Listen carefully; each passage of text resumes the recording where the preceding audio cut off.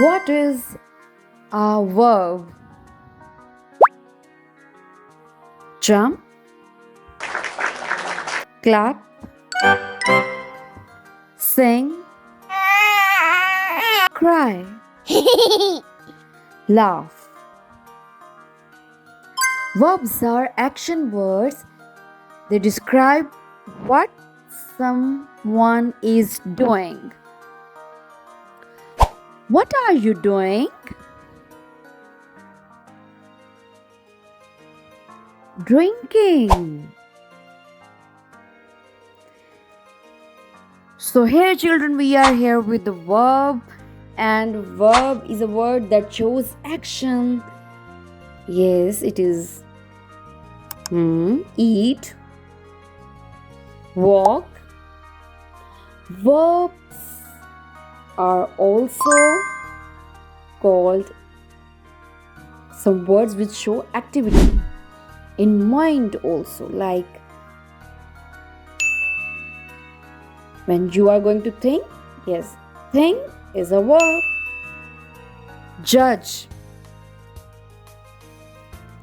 So we are not going to always ask this question, what are you doing? तो इसके answer में बच्चे बताएं what are you doing, and they are telling drinking, eating. You can ask the question like this, where did you go? The child will answer, I walk the dog. Not always tell the child walking is a verb. Tell him that walk is a verb, eat is a verb, drink is a verb.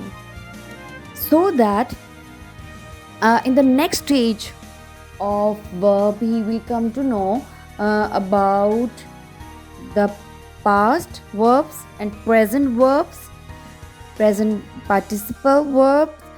So here we are going to talk about only verbs. The child has many things in his mind, so we have to. So when we write the sentence, open the book. So we can make a strip of paper on which we write this sentence. Shut the book. And now cut this one strip into 3 pieces.